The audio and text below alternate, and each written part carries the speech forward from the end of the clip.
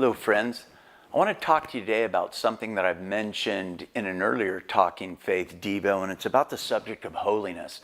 I'd like to read two verses from the New Testament and juxtapose them. The first verse is from 1 Peter chapter 1, verse 15 and 16. Let me read that for you. It says this: "But just as he who called you is holy, so be holy in all you do. For it is written, be holy because I am holy."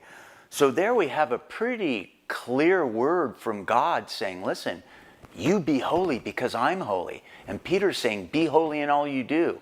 Pretty clear command. Let me compare that or use that with Philippians 2, verse 12 and 13. Let me read that for you. It says this: "Therefore, my dear friends, as you have always obeyed, not only in my presence, but now much more in my absence, continue to work out your salvation with fear and trembling. For it is God who works in you to will and to act according to his good purpose." So there, it sounds like we have some action items there. We have some things to do there. So if God says, be holy because I am holy, obviously it's something we can do. But how do we do that? How do we be holy? We're not God. How can we be holy? Well, let me tell you, here's the wonderful news. That when we were saved, when you received Jesus in your heart, you became holy. Holy means to be set apart. You were put in one camp when you were born, unsaved, and you entered another camp the second you received Christ. So in essence, God is saying, you are holy when you come to my Son. However, here's what I want to talk about. It sounds like Paul in Philippians is telling us there's some work on our part, which there definitely is. And here's where I want to go to an example I call the joint venture. When I disciple men, I take them through a book called The Pursuit of Holiness, and I'd recommend this to everyone. And there's a wonderful illustration about the farmer farming and tending a piece of ground and God. It's a joint venture between God and the farmer. And it goes something like this.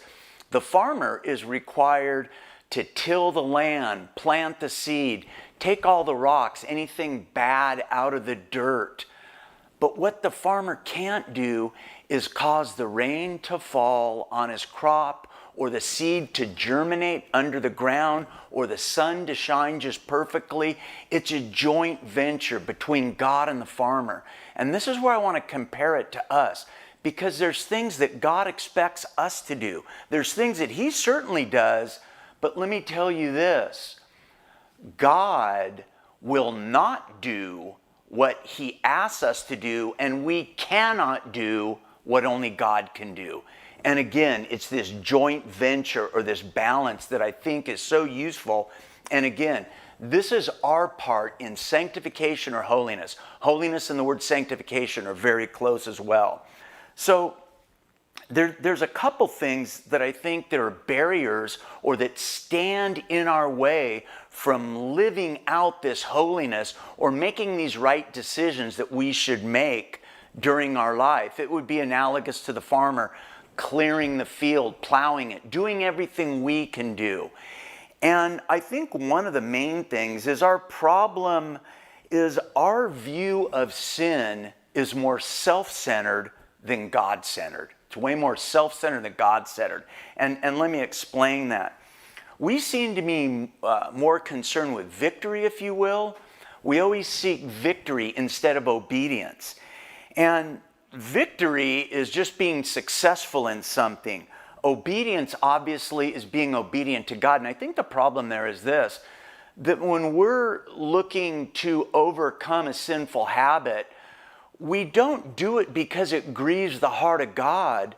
We do it because, hey, we've gained victory over that. We can move on. And there's nothing wrong with victory, but if we're not looking at it right, we can err badly.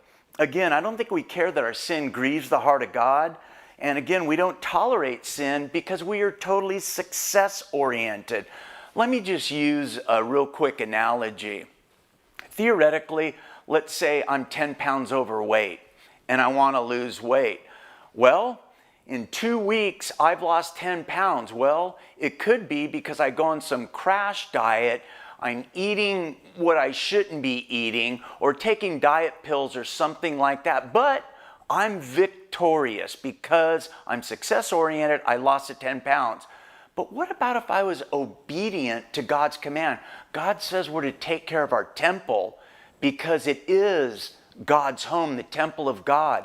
Out of obedience, I eat and exercise because this is God's temple. Well, I lose the 10 pounds, but my goal is to be obedient to God. And I think that's something that we really need to take into mind. Why are we seeking holiness? To look good in other people's eyes? To be the Sunday Christian? Or because it pleases God's heart? And again, I think it's all in how we look at things. There's that saying that if you shoot at heaven, you get earth thrown in. But if you shoot at earth, you get neither. Where are our goals? What are we shooting at? And this was something that was on my whiteboard for a number of years. I have it like this: victory is a byproduct of obedience. Again, my dear friends, we don't shoot at victory, we shoot at obedience, and victory gets thrown in. So when we're looking at God, and let me take it back to the verse I started with, be holy because I'm holy. God will never ask you to do something He hasn't equipped you to do. So if He's asking us to be holy, He will give us the tools and the wherewithal to do that. Now it's up to us to do it. So when we shoot at obedience, because our heart is to be obedient to God, we are victorious, and nothing wrong with being victorious. But the reason is because we want to glorify God and we want to raise Him up, not ourselves. Yes, we will look good in the process. There's nothing wrong with being victorious. But if our goal is to be obedient, we're going to be victorious. So I just wanted to leave that with you today. Thank you for listening, and I'll see you next week.